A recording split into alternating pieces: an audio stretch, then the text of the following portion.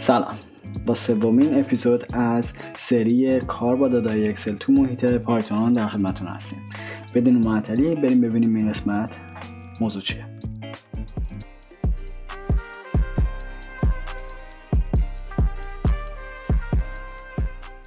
خب توی دو قسمت قبل یاد گرفتیم که نه تنها با کمک کتابخونه پانداز داده هایی با فرمت اکسل رو بخونیم و توی محیط پایتون بارگذاری کنیم، بلکه در صورت نیاز اونها رو ذخیره سازی کنیم و سیو کنیم.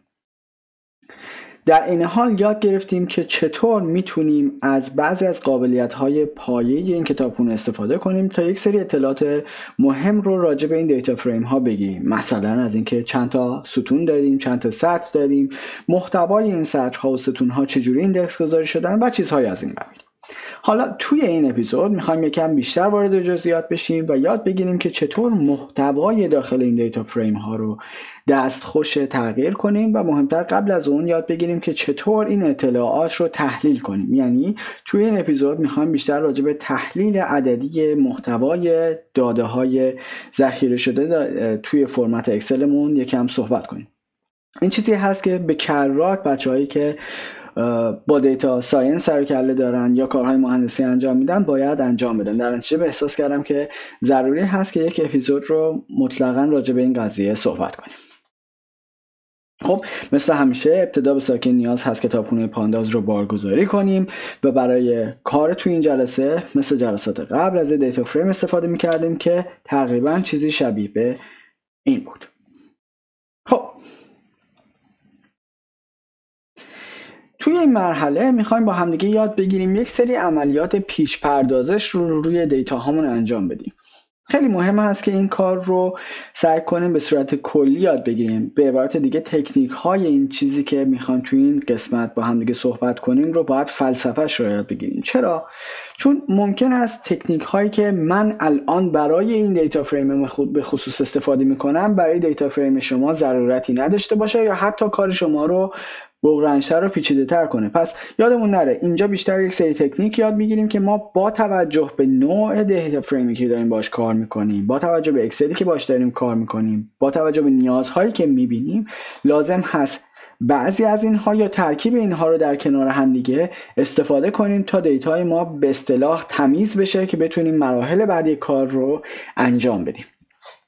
خب یک سری فرآیندهای پری پروسسینگ خیلی ساده و پایه رو میخوایم با هم دیگه پس به عبارت دیگه مرور کنیم و ببینیم توی پانداز چطور میتونیم اینها رو انجام بدیم.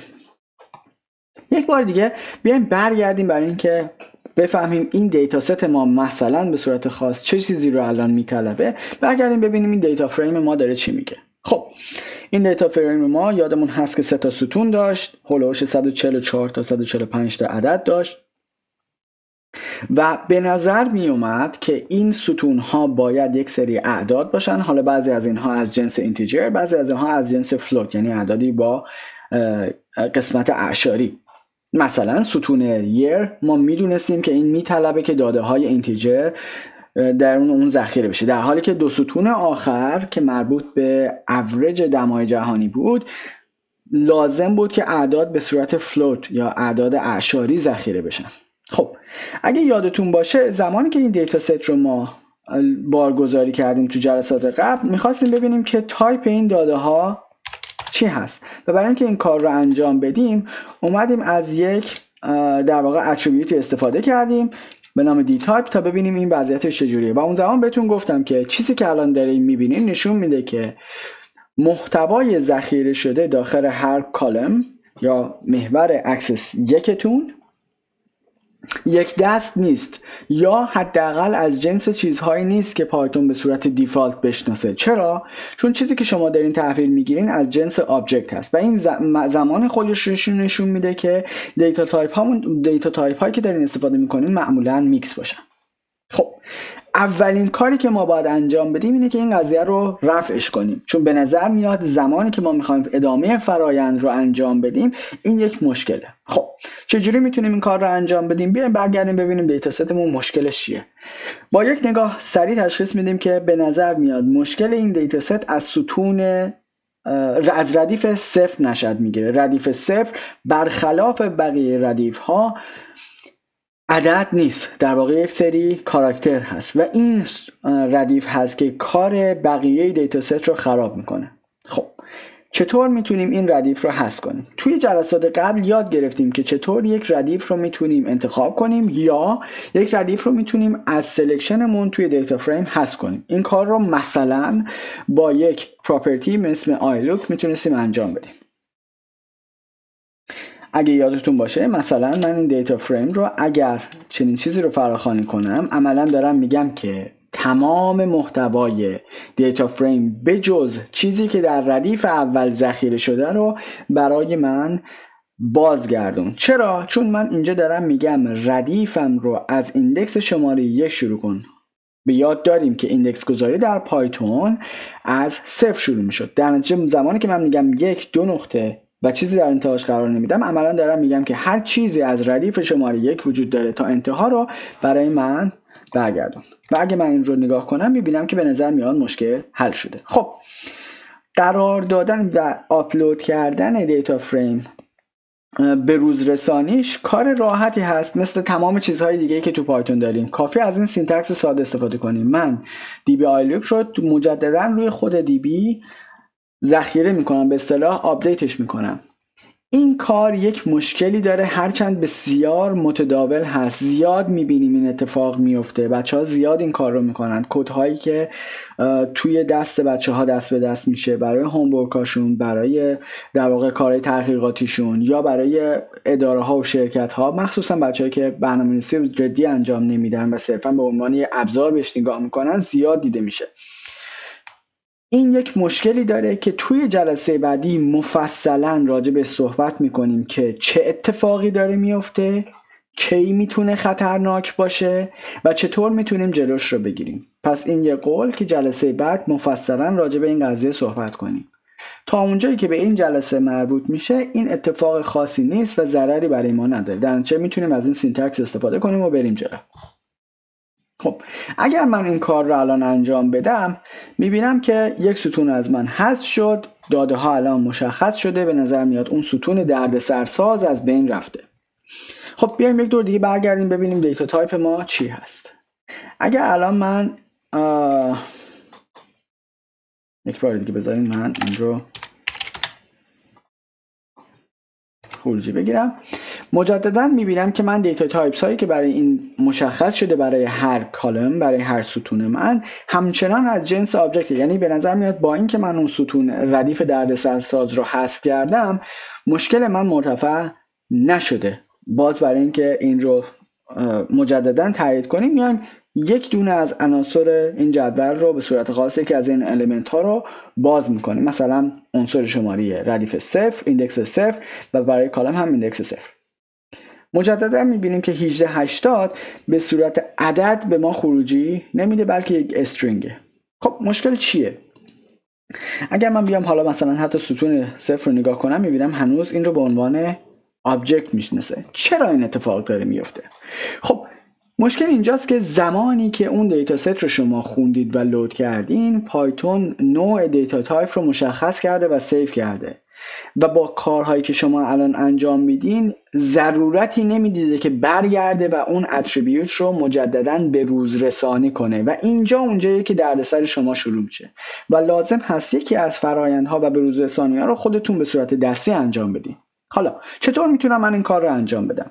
داخل پانداز یک فانکشنی، لایبرری لول فانکشنی وجود داره که کارش این هست که یک سیریز رو تبدیل میکنه به یک در واقع یک سیریز رو که به صورت محتوای عددی هست منتها به صورت عددی خونده نشده رو تبدیل میکنه به یک محتوای عددی. این library level function اسمش to numeric هست، یعنی اینها رو تبدیل میکنه به یک چیز عددی. از اسمش هم کاملا مشخص هست کاری انجام میده. منتها دقت داشته باشین که این library level function صرفاً با سیریز ها کار میکنه، حالا حداقل توی کانتکست کاری که ما میخوایم انجام بدیم. به عبارت دیگه اگر من بهش کل دیتا فریمم رو بدم، این مشکل به هم خواهد زد. حالا برای اینکه اول ببینیم چه کاری انجام میده، بیایم ببینیم که خروجی ما چه چیزی خواهد بود.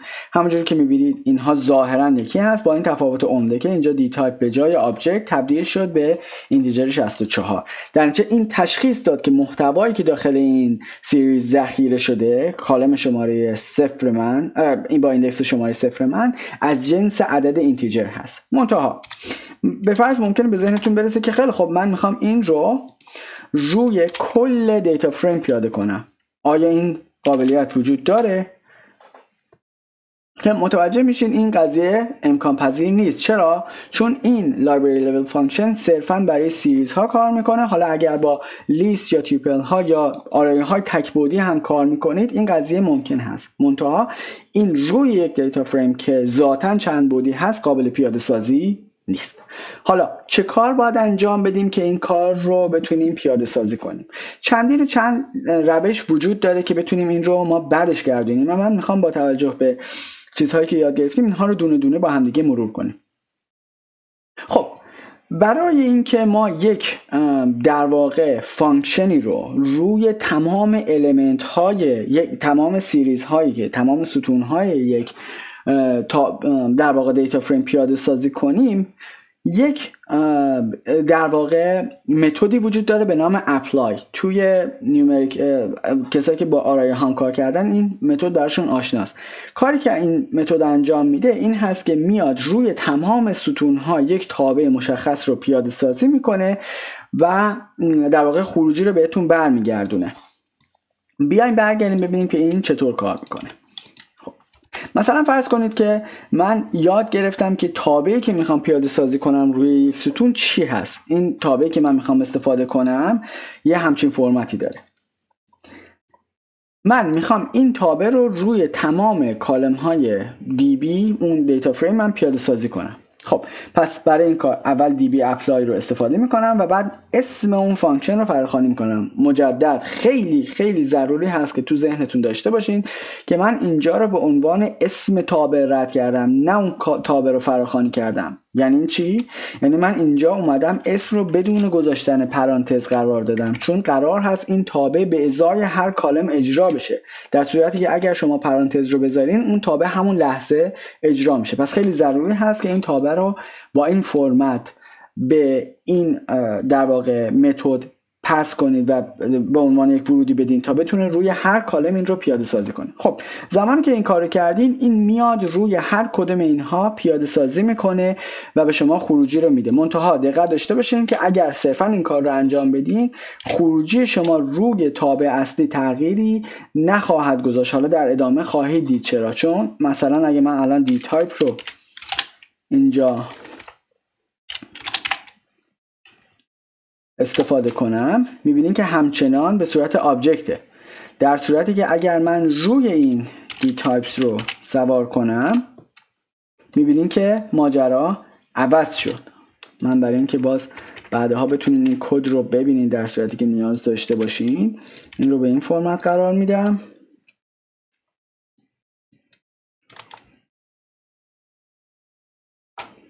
در صورتی که میبینین عوض شد. خب اینجا یه مشکل وجود داره. پس ما تونستیم این عملیات رو انجام بدیم، منتها این تغییرات روی خود دیتا فریم اصلی اتفاق نیفتاد. چیز مشابه این رو تو همون زمانی که می‌خواستیم یکی از ردیف ها رو حذف کنیم هم داشتیم.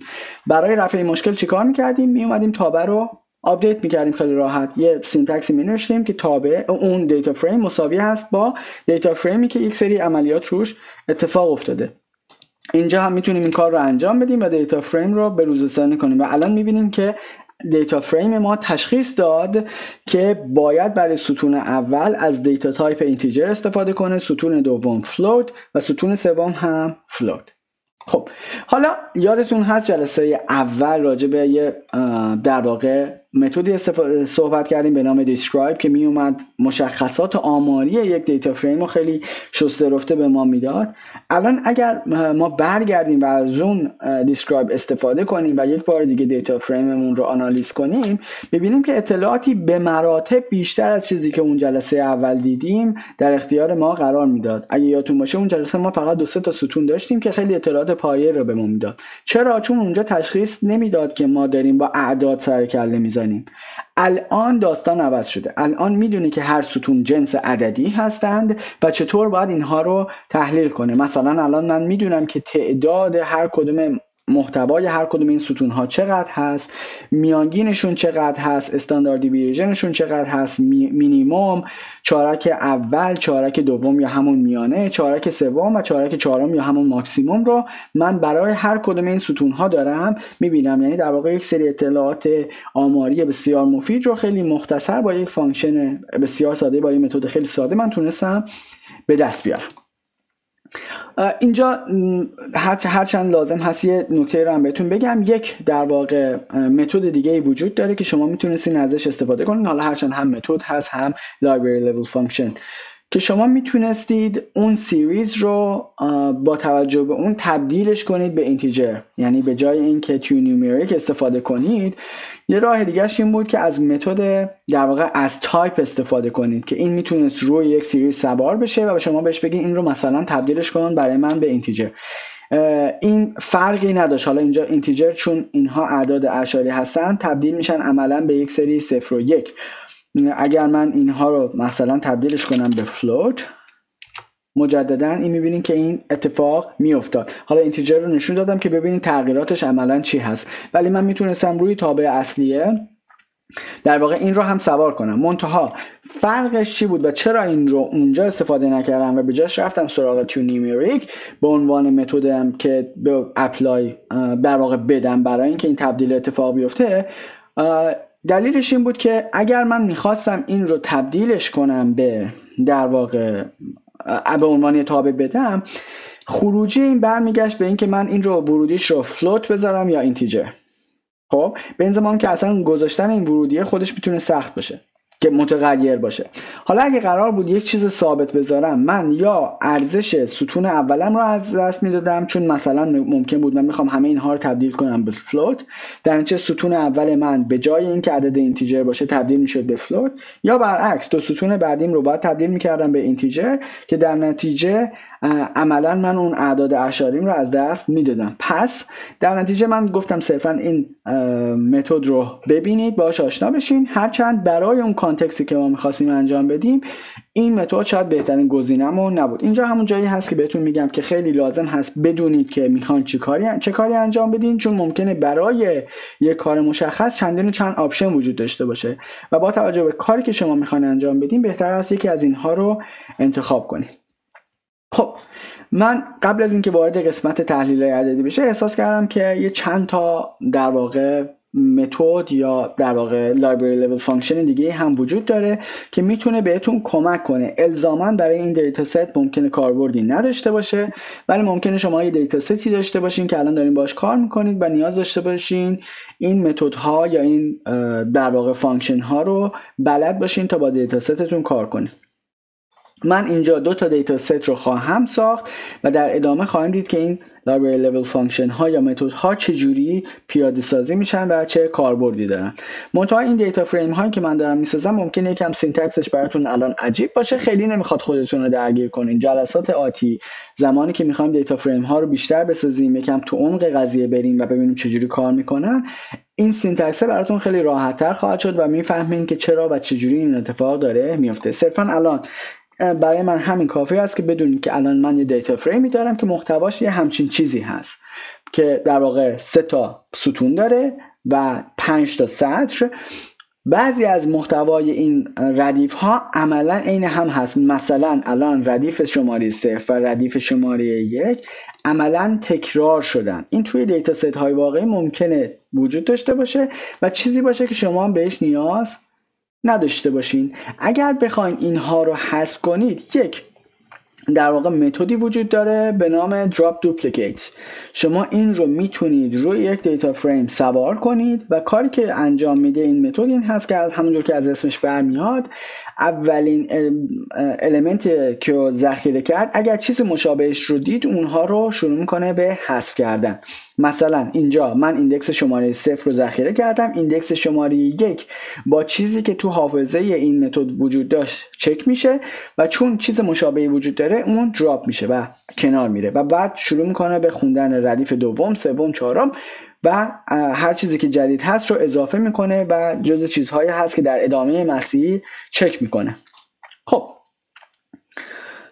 اون چیزی که خیلی نکته‌ای که خیلی مهم هست که تو ذهنتون باشه این هست که این عملیاتی که الان ما انجام دادیم به کمک این در واقع متد تأثیری مشخصا روی دیتا فریم با این سینتکسی که ما فراخوانیش کردیم نداشته. چرا؟ چون اگه من دیتا فریم رو مجددا فراخوانی کنم میبینم که من هنوز ایندکس شماره 1 رو ذخیره کردم.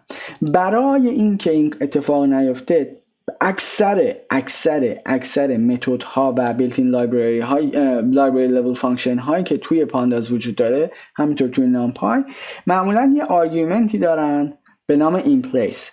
همونجور که از اسمش برمیاد بهتون میگه که آیا این تغییرات رو اینپلیس یعنی در جا انجام بدم یا خیر. اگر شما اینپلیس رو قرار بدین true و جواب این یه بولیان هست، به صورت دیفالت فالس هست.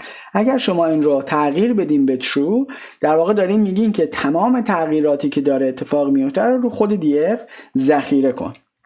من اگه این کار رو الان انجام بدم این بار میبینم که چی شد؟ اون ایندکس شماره 0 عملا حذف شد. آلترناتیو این چی بود؟ این که بود که من بنویسم df مساوی است با df.drop underline duplicates مثلا پرانتز باز و بسته. اون موقع دیگه نیاز نبود من این پلیس رو فراخوانی کنم، از کیبورد زد این پلیس استفاده کنم.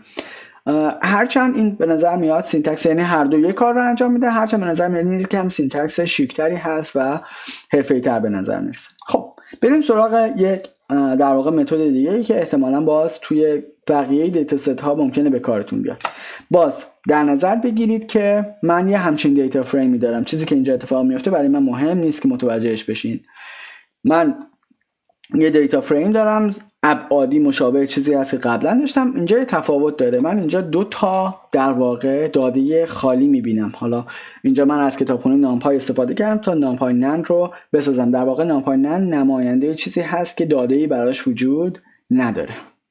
خب این توی دیتا ست های واقعی به کرات اتفاق میفته. شما یک سری اکسل رو ممکنه لود کنید و این اکسل شما داده نداشته باشه یا داده خالی داشته باشه. در اون صورت اتفاقی که میفته شما ممکن هست لازم باشد این داده های خالی سطرهاش رو حذف کنید. حالا ممکنه یه سری پروسسینگ های دیگه نیاز باشه، مثلا این داده های خالی رو پر کنید. توی جلسات بعدی که میخوایم راجع به یک سری دیتا مانیپولیشن های روی دیتا فریم صحبت کنیم، اون راجع به اون تکنیک ها صحبت میکنیم. اینجا یه سری تکنیک ساده است که صرفا هدف ما مثلا این باشه که اون ردیفی که در واقع داده خام داره رو ما میخوایم داده خالی داره رو میخوایم حذف کنیم. برای اینکه این کار رو انجام بدیم ما یک در واقع متدی وجود داره که میتونیم روی دیتا فریممون سوار کنیم به نام دراپ نه.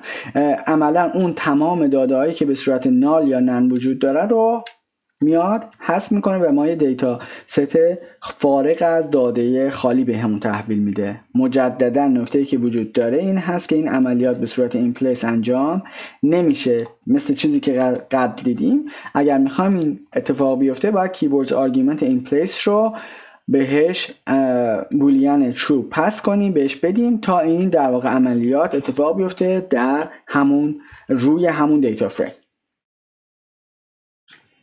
خب من دوباره برمیگردم روی دیتا فریم به دلیل اینکه 2-3 تا نکته دیگه هم 2-3 تا آپشن دیگه هم وجود داره. مثلا شما ممکنه نیاز داشته باشین محتوای ستون 1 رو یا ستون 2 رو یا ستون 3 رو با روش ها با اعداد متفاوتی پر کنید. این خیلی در واقع مرسوم هست. مثلا فرض کنید شما یکی از ستون هاتون بارش هست، یکی از ستون هاتون دما هست، یکیشون استریم فلو هست یا مثلا رواناب هست. خب چیزی که برای بارندگی اتفاق میفته مثلا با واحد یونیت میلیمتر در روز خیلی متفاوت هست با اعدادی که برای دما گزارش میشه و اگر شما همه اینها رو مثلا بخواید با 0 جایگزین کنید شاید عدد روش مناسبی نباشه. شما ممکنه مثلا بخواید اینها رو برای مثلا هر ستون بیان یک عدد مشخص بذارین.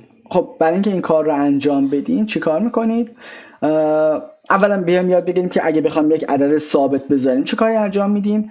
یک متدی وجود داره به نام fill num که میاد تمام جاهایی که اعداد خالی رو دارین رو با یک ورودی که خودتون مشخص کردین پر میکنه. مثلا اینجا من گفتم عدد 9999 رو برای من جایگزین تمام جاهای خالی کن. خب این اومده تمام این جاهای خالی رو با این عدد پر کرده. منتها همونجور که گفتم ممکنه این ایدئال ترین گزینه برای شما نباشه. در نتیجه شما ممکنه نیاز داشته باشین برای هر ستون یه عدد مشخص رو بذارین.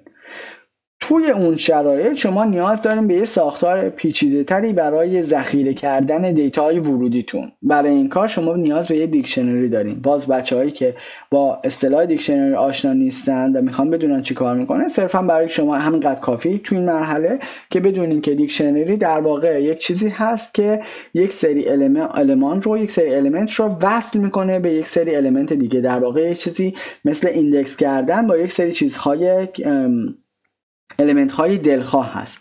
مثلا تو اینجا من یه دیکشنری ساختم که میاد کلمه اون استرینگ کال 1 رو وصل میکنه به یک چیز مشخص، اینجا کال 2 رو وصل میکنه به یک چیز مشخص، اینجا هم وصل میکنه به یک چیز مشخص. سینتکس ساختنش این هست که از یک کرلی براکت استفاده میکنید.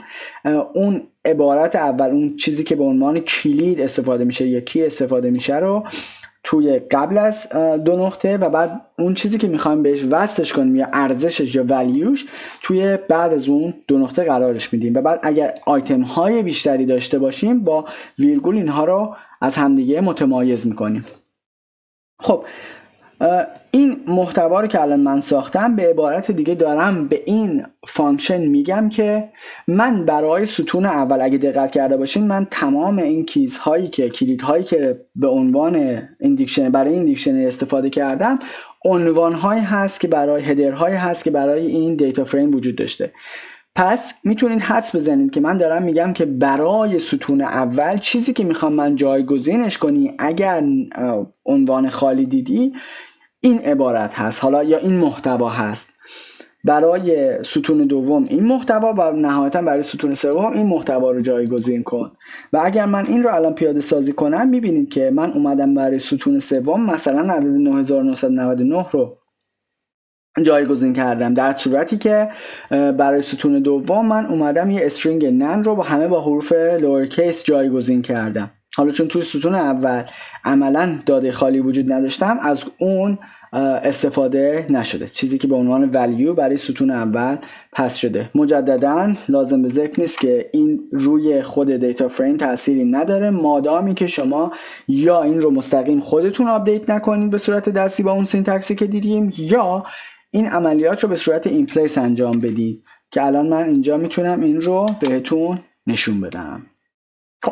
قبل از اینکه بریم قسمت محاسباتی لازم هست یه تمرین کوچولو داشته باشیم. تمرینمون چی هست؟ تمرینمون این هست که فرض کنید از چیزهایی که یاد گرفتیم میخوایم استفاده کنیم و برگردیم به اون دیتا فریمی که اینجا داشتیم، دیتا فریم اصلی ما.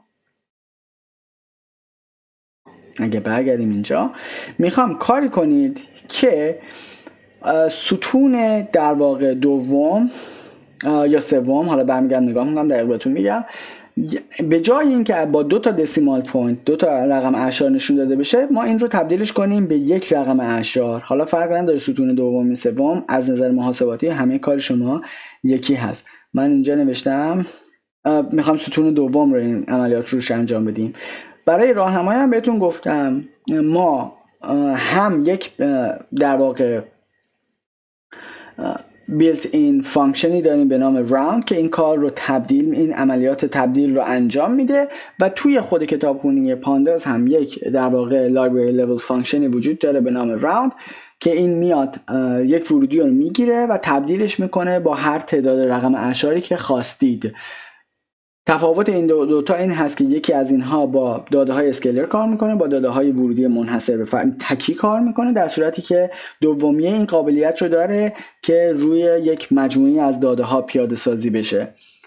با توجه به چیزهایی که خوندیم چندین و چند راه وجود داره. چند ثانیه روی این قضیه فکر کنید، ویدیو رو پاس کنید، زمانی که احساس کردین که یا جواب رو میدونید و جواب خروجی رو گرفتین یا حداقل چند روش رو تست کردین یا احساس کردین که نیاز به راهنمایی دارین دیگه میتونید ویدیو رو از حالت پاس در بیارین و ببینین که جواب چی هست. خب بیایم ببینیم که راه حل این مسئله چی است و چجوری میتونیم این مسئله رو حلش کنیم.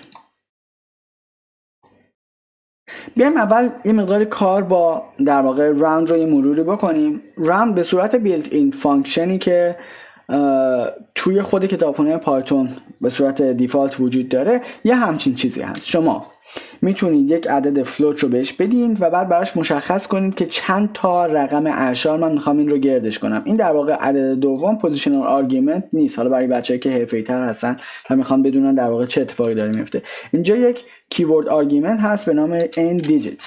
شما میتونستین از این هم استفاده کنید. هر دوی این فرمت هایی که الان اینجا دارین میبینید در واقع به شما یک جواب رو میدن. من برای اینکه ببینید چه اتفاقی داره میفته هر دو اینها رو ران میگیرم. هر دوی اینها برای شما عدد رو به یک رقم اعشار رون میکنن. خب یه بار دیگه برگردیم دیتا ستمون رو ببینیم که میخواستیم این ستون رو ما تبدیلش کنیم به یک رقم اعشار. خب یادمون هست که گفتیم اگر ما میخوایم یک عملیاتی روی دیتا فریممون پیاده سازی کنیم از یک متدی استفاده میکردیم به نام اپلای. خب من الان میتونم اپلای رو پیاده سازی کنم و این رو راوندش کنم به یک عدد مشخص. اگر من روی کل دیتا فریمم این کار رو انجام بدم، ابتدا به ساکن بیایم ببینیم که چه اتفاقی میفته اگر من روی کل دیتا فریمم عملیات راوند رو انجام بدم. همینطور که میبینید اتفاقی که افتاد اینه که من علاوه بر ستون دوم ستون سومم رو هم در واقع دستخوش تغییر کردم که این چیزی نیست که من بخوام. خب ممکنه خب با خودتون بگین که بیام این عملیات اپلای رو ستون دوم من فقط انجام بدم. این هم باز یه مرحله رفتین جلوتر، منتها همچنان یه مشکلی وجود داره و اون همین هست که من از شما خواستم که صرفا به یک عدد اعشار برش گردونید و این رو با یک عدد اعشار گردش کنید، در صورتی که شما دارین میان این رو تبدیلش میکنید به صفر عدد اعشار. حالا این صفر عدد اعشار از کجا اومده؟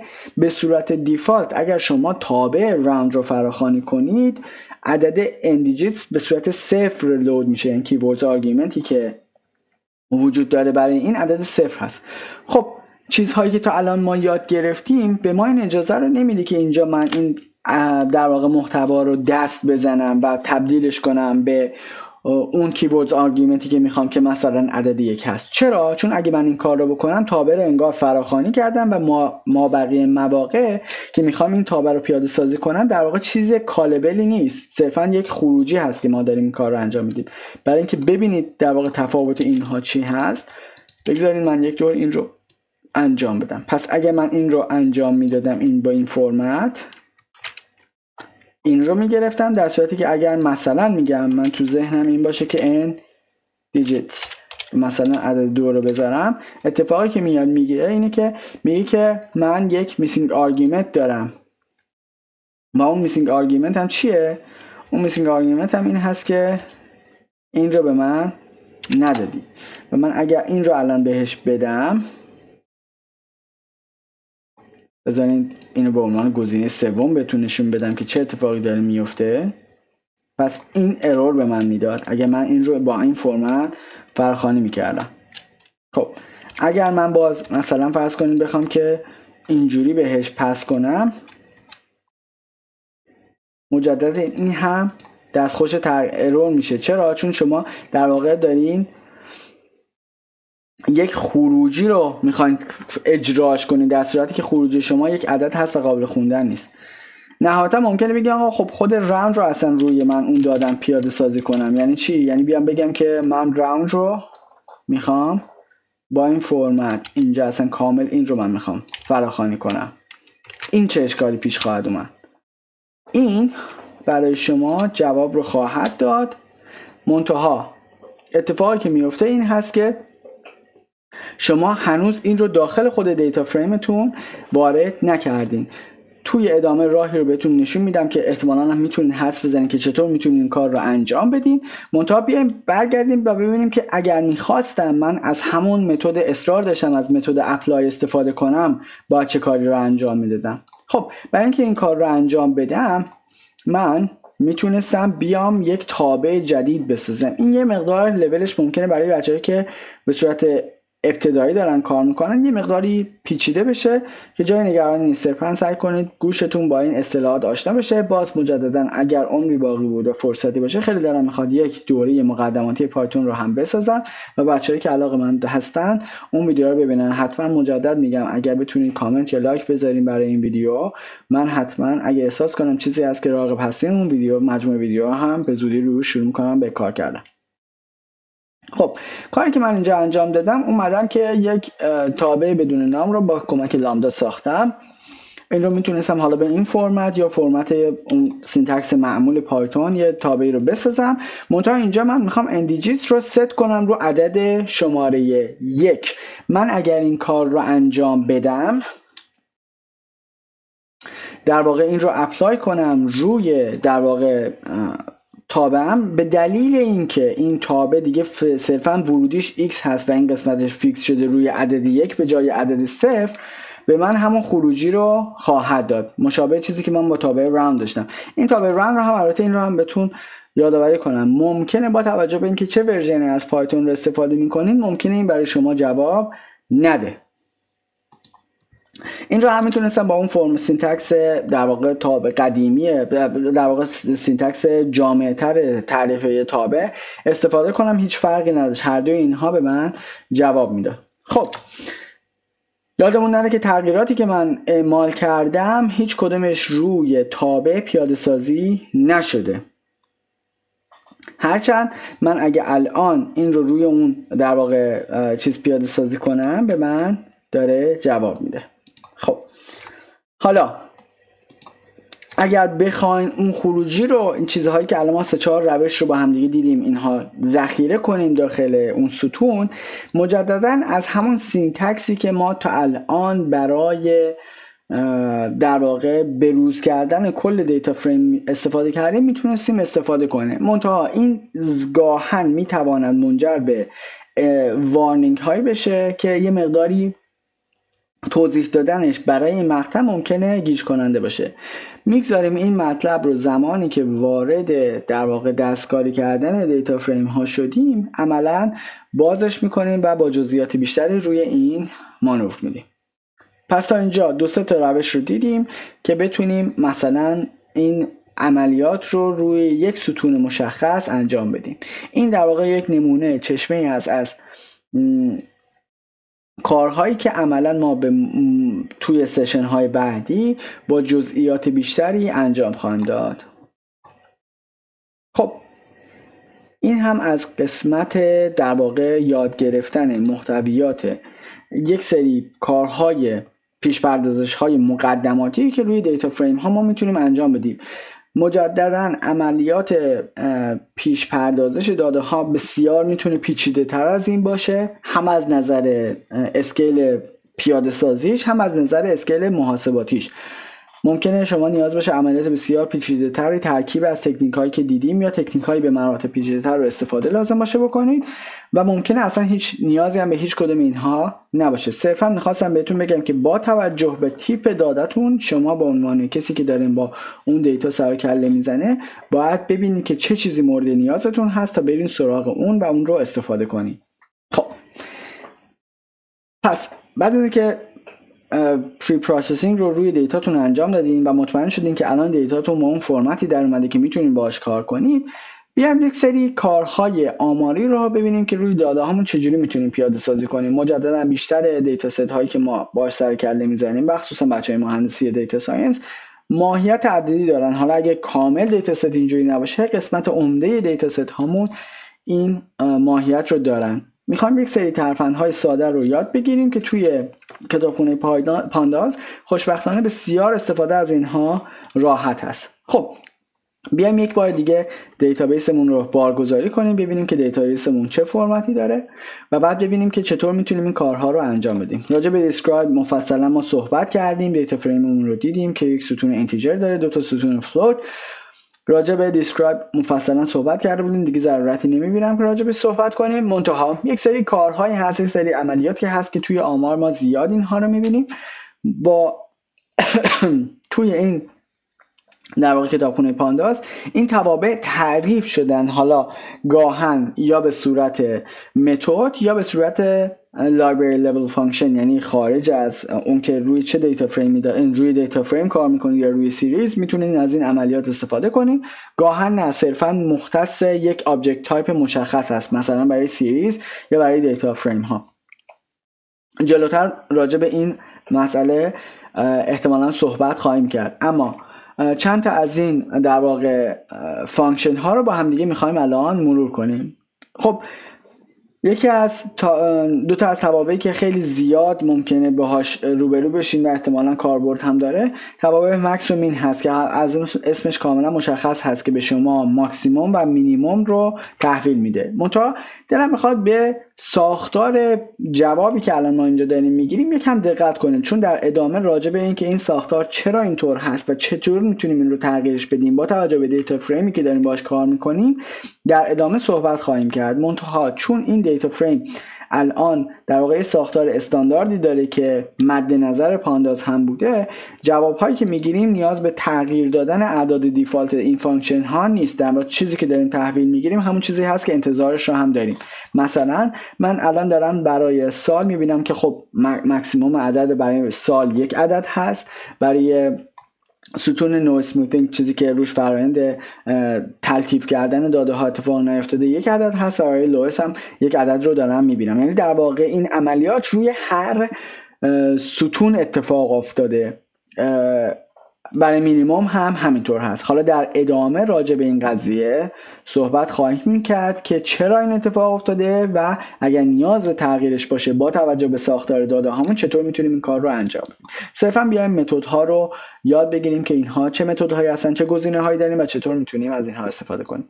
خب بس این دو تا تابع رو اگه بذاریم کنار، دوباره از شاخص های تمایل به مرکز و پراکندگی اگه بخوام صحبت کنیم، یکی دیگه از شاخص های بسیار مشهور ما میدین هست یا میانه، که مجددا خیلی راحت میتونیم از متدی به اسم میدین استفاده کنیم و این رو برای هر سطر در واقع هر ستون حسابش کنیم. میانگین رو هم به راحتی میتونیم استفاده کنیم، واریانس رو میتونیم حساب کنیم، اسکیونس یا چولگی رو میتونیم حساب کنیم، کورتوسیس رو میتونیم حساب کنیم که اینها در واقع گشتاورهای مختلفی هستن از انحراف معیار که میتونیم اینها رو حساب کنیم. بچه‌ای که حالا کارهای آماری انجام میدن ممکنه به این داده ها نیاز داشته باشن.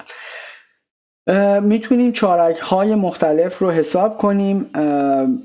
تمام اینها هرچند بهتون گفتم یک سری پارامترهای دیگه هم داره که مثلا در صورت نیاز میتونید بیایم برگردیم رو اونها رو ازشون استفاده کنیم. مثلا میتونیم یه کاری کنیم که داده هایی که اگر داده خالی وجود داره اونها رو اسکیپ بکنه یا نکنه، یعنی اگر داده خالی وجود نداشت به ما ارور بده، یا مثلا اینها رو عملیات رو بدون مشکل اینها رو پیاده سازی کنه. چیزهای مختلفی وجود داره که در ادامه جلسات بعدی راجبش مفصل‌تر صحبت خواهیم کرد، یا تکنیک های مختلفی ممکنه وجود داشته باشه که بخوایم از اینها در واقع ما استفاده کنیم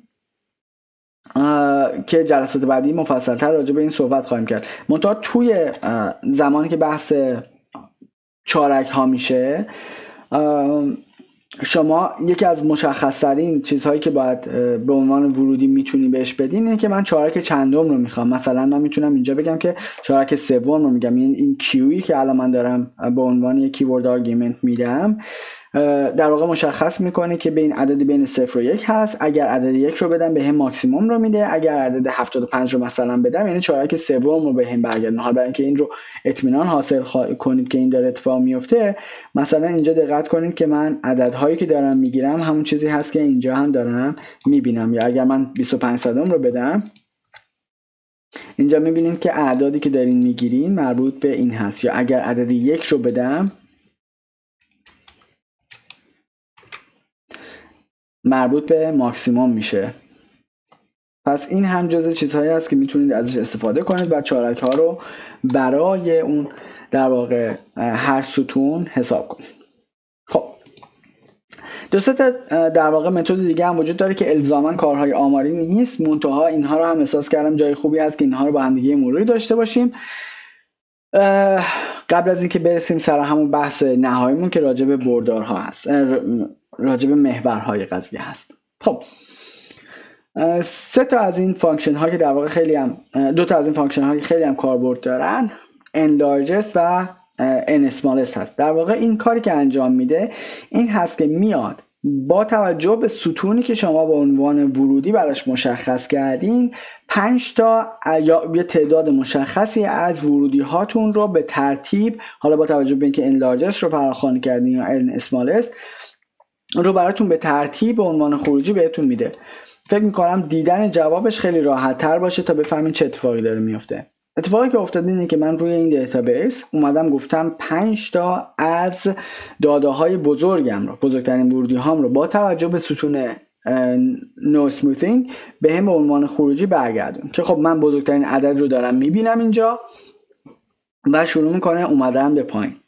حالا ممکنه با خودتون بگین که من اگر 2 تا ورودی اینجا میدادم چه اتفاقی میافتاد؟ اینجا ترتیب برای من مهم میشه. ابتدا میاد با توجه به ستون اول اینها رو سورت میکنه. اگر جایی تساوی اتفاق میافتاد روی رنگ کردن اینها، به جای اینکه از ایندکس استفاده کنه برای سورت کردنشون، میاد چیکار میکنه؟ میاد از در واقع ستونی که حالا شما به عنوان دوم دادین یا سوم همینجوری استفاده میکنه و اونها رو به عنوان در واقع علت سورت کردنش معرفی میکنه. مثلا فرض کنید اینجا من توی ستون عدد دوم و سومم، عدد اول و دومم هر دو عدد ورودیش یکی هست، منتها اینجا من در واقع ستون سومم عدد بزرگتری داشته، منتها برای ترتیب مشخص کردن چون این ورودی اول اتفاق افتاده این رو من بالاتر قرار دادم. حالا اگر من توی ورودیم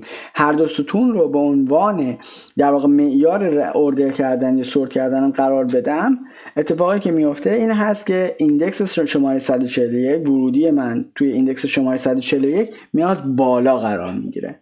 حالا این رو من میتونستم از پایین هم سورت کنم، یعنی nsmallest استفاده کنم، که این کاری که اتفاق میافتاد این اومد که کوچکترین اعداد رو با توجه به اون ستونی که دادم من بهم معرفی میکرد. مثلا من 10 تای پایینی رو میخواستم.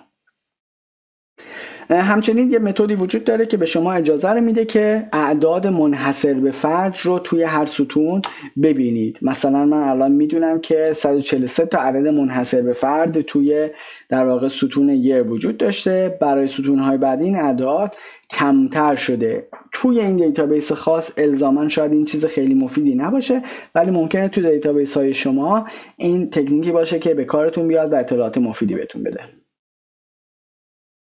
خب نهایتا میرسیم به قسمتی که در واقع نیاز هست راجع به بحث نهایی امروز این جلسه صحبت کنیم و اون هم بحث بردارها هست. حالا این بحث بردارها چی میگه؟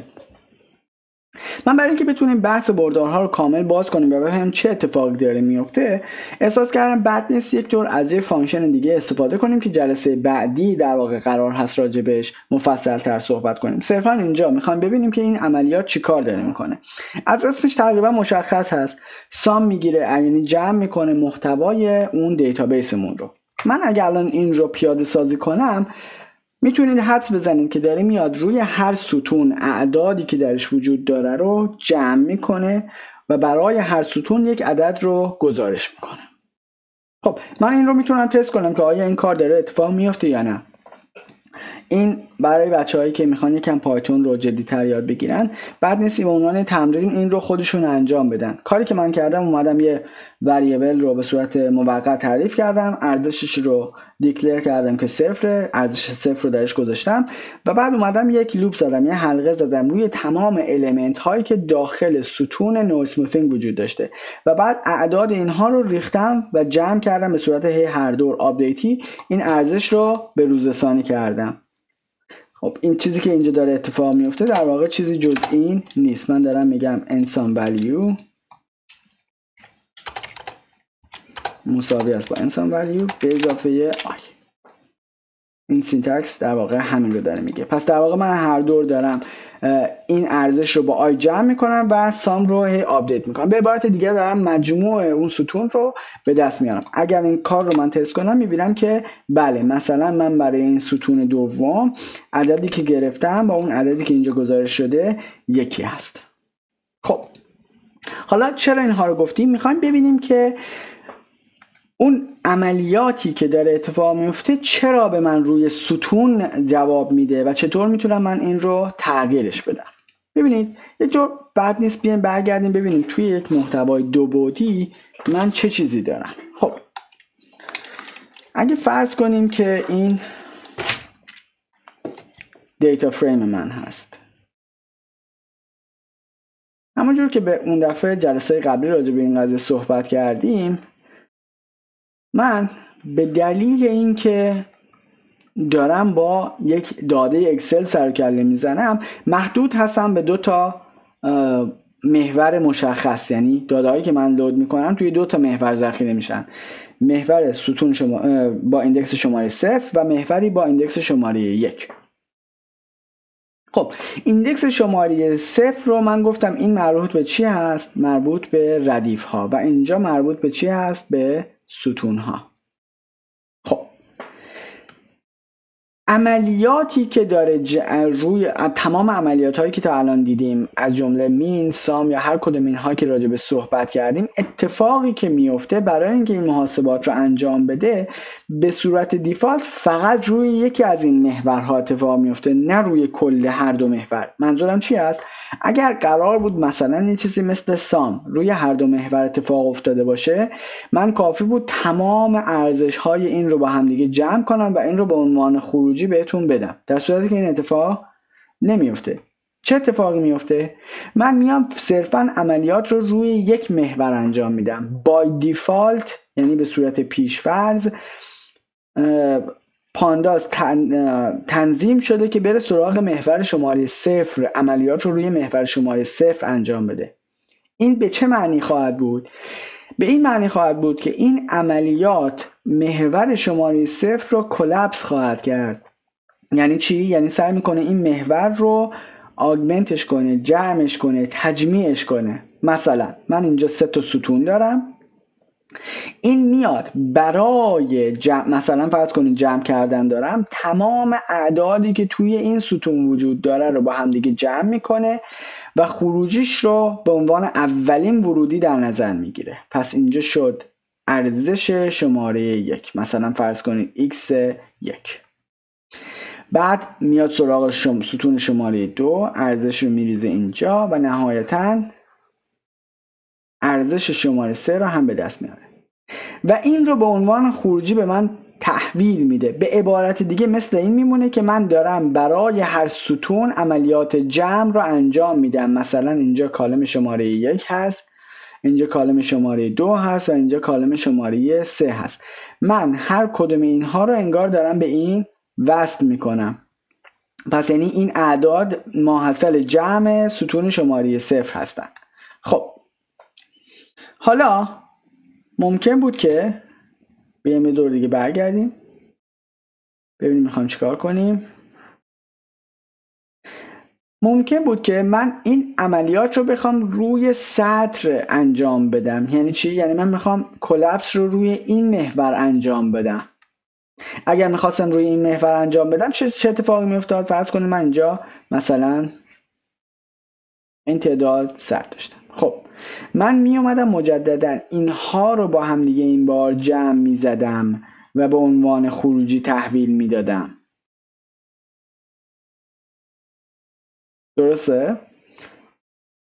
پس عملیات کلپس شدن اون زمانی که شما دارین تجمیع رو فراخوانی میکنید این بار روی محور وای اتفاق میافتاد. یعنی شما عملا ارزش محور وایتون رو از دست میدادین. چرا؟ چون اومده بودین همه اینها رو جمع میکردین و به عنوان خروجی تحویل میدادین. این یه مقدار ممکنه گیج کننده باشه بار اول، یکم راجبش فکر کنید چون خیلی ازش استفاده خواهید کرد.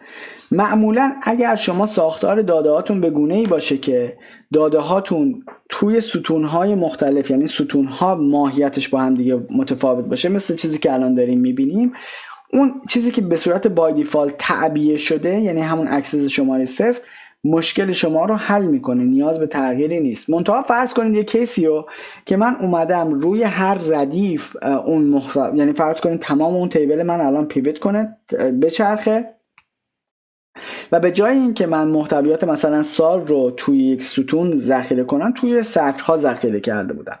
تو اون شرایط لازم بود که من اون اکسس رو تغییر بدم و محاسبات رو روی اون محور انجام بدم. الان من برای اینکه ببینید چه اتفاقی میفته، مثلا عملیات جمع رو روی ستون 1 تنظیم میکنم. این چه اتفاقی داره میفته؟ میاد تمام ارزش‌های ستون رو، این 3 تا عدد رو مثلا فرض کنید با هم دیگه جمع میکنه. بیاین دی بی رو دوباره فراخوانی کنیم تا بفهمیم داره چه اتفاقی میفته. الان این رو میتونید ببینید که داره چه اتفاقی میفته. این میاد تمام ارزش ها رو روی اون ستون با هم دیگه جمع میزنه و بهتون خروجی میده. الان میبینید که الان این اعداد رو با هم دیگه جمع بزنیم، این 3 تا عدد رو تبدیل میشه به 1879.73. این تغییر دادن اکسس برای تمام توابعی که تا الان من باهاش راجع به صحبت کردم و دیدیم ست میکنه. یعنی شما میتونستید میانگین رو به جای اینکه روی سطرها بگیرین، روی ستونها میگرفتین، هرچند توی این دیتابیس الزاما شاید این دیتا به دردتون نمیخورد، ولی توی دیتا ستی که دارین یا جاهای دیگه ممکنه این نیاز باشه بتونین این تغییرات رو اعمال کنید. خب این جلسه فکر میکنم به اندازه کافی طولانی شده و اطلاعات خوبی رو گرفته باشیم از اینکه چطور از یک سری کارهای عددی ساده بتونیم استفاده کنیم تا یک سری اطلاعات اضافه رو از دیتا ستمون استخراج کنیم. توی جلسه بعدی یاد خواهیم گرفت که چطور یک سری تغییرات پایه رو روی این دیتا ست ها اعمال کنیم. مثلا اگه میخوایم یک سلول مشخص رو داخل این دیتا ست تغییر بدیم، باید چه کاری انجام بدیم؟ یا یک ستون رو بسازیم، یا یک ستون رو با یک فرمول جدید تغییر بدیم. اینها چیزهایی هست که جلسه بعدی بیشتر و مفصل‌تر راجع بهش صحبت خواهیم کرد. امیدوارم که محتوای این ویدیو هم به درتون خورده باشه. ممنون میشم اگه با لایک کردن، سابسکرایب کردن این کانال رو حمایت کنید. خیلی خوشحال میشم اگر نظری، پیشنهادی، انتقادی دارین حتما توی کامنت ها بذارید و من در اسرع وقت حتما سعی میکنم این کامنت ها رو بخونم و جواب بدم. ممنون که همراه هم بودین و تا جلسه بعدی مراقب خودتون باشید.